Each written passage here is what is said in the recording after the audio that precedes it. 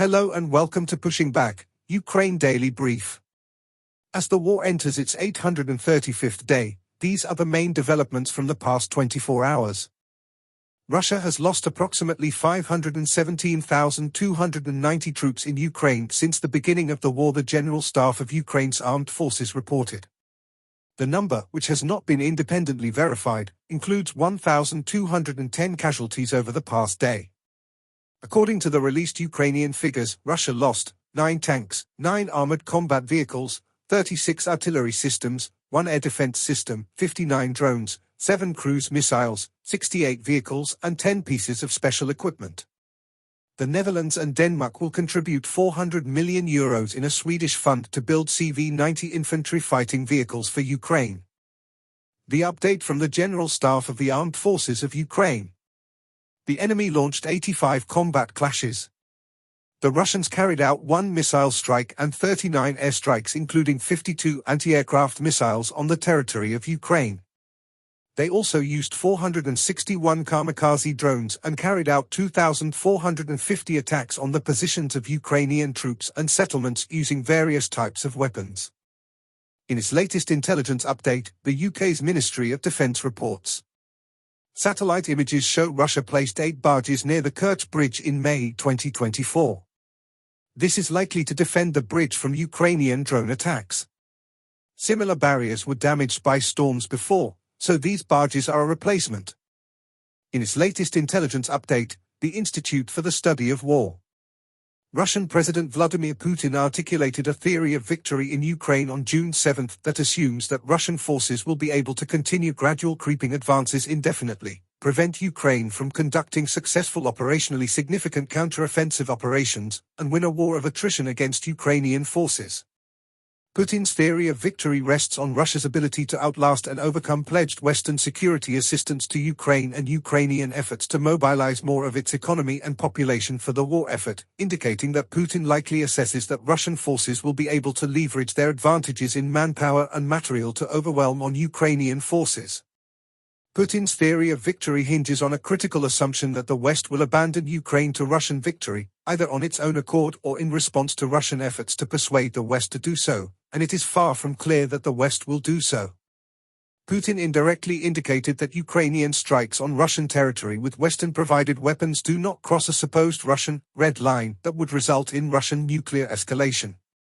Putin heavily focused on proposals to solve Russia's labor shortage issues during his speech at SBIEF on June 7.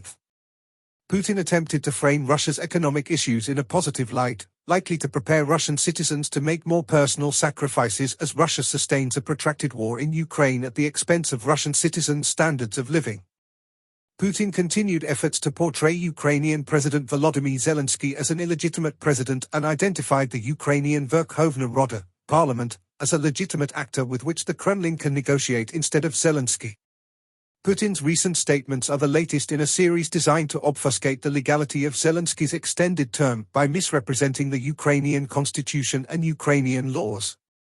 Putin attempted to introduce his children and the children of other senior Russian officials to the public sphere at SBIEF, likely to set conditions for them to eventually assume high-profile and powerful roles in the Russian government. U.S. National Security Council Senior Director for Arms Control, Disarmament, and Non-Proliferation Pranay Vadi stated that the U.S. has prepared a new nuclear weapons policy specifically to deter Russia, the People's Republic of China, PRC, North Korea, and Iran. The U.S. Department of Defense announced a $225 million security assistance package for Ukraine on June 7. French President Emmanuel Macron announced on June 6 that France will provide Ukraine with an unspecified number of Mirage 2005 fighter jets and equip and train a brigade of 4,500 Ukrainian soldiers. The Russian Supreme Court declared an organization that does not exist as extremist on June 7, consistent with previous ISW assessments that Russia seeks to expand the legal definition of extremism to increasingly prosecute domestic anti-war sentiment. The Kremlin continues efforts to destabilize the Balkans and dismantle the 1995 Dayton Accords that ended the 1992–1995 Bosnian War, likely as part of a larger strategic effort that seeks to divide and distract Europe. Russian forces recently advanced near Svartov, near Chasiv Yar, and northwest of Avdiivka. In France, Zelensky addressed the French National Assembly. He expressed gratitude for France's support for Ukraine. He drew parallels between the bravery of those who fought in the Battle of Normandy and the current struggle against Russian aggression. He went on to highlight the importance of unity and resistance to defend freedom, dignity, and human rights, reminiscent of the Allied efforts during World War II. Zelensky met with U.S. President Joseph Biden during the 80th anniversary of the Allied landings in Normandy. Zelensky emphasized the symbolic nature of the meeting and the importance of continued U.S. support for Ukraine. The discussions focused on enhancing Ukraine's defense, particularly in the Kharkiv region, and accelerating military assistance from the U.S. Zelensky highlighted the need for Ukraine to strike military targets in Russia to defend against ongoing aggression. He expressed gratitude for U.S. support of the Ukrainian peace formula and stressed the importance of U.S. participation in the upcoming Global Peace Summit. The leaders also discussed preparations for a bilateral security agreement. President Biden reassured continued U.S. support, announcing a new $225 million package to help rebuild Ukraine's electric grid and reaffirming the U.S.'s commitment to standing with Ukraine against aggression. Ukraine's First Lady, Alina Zelenska, met with France's First Lady, Brigitte Macron.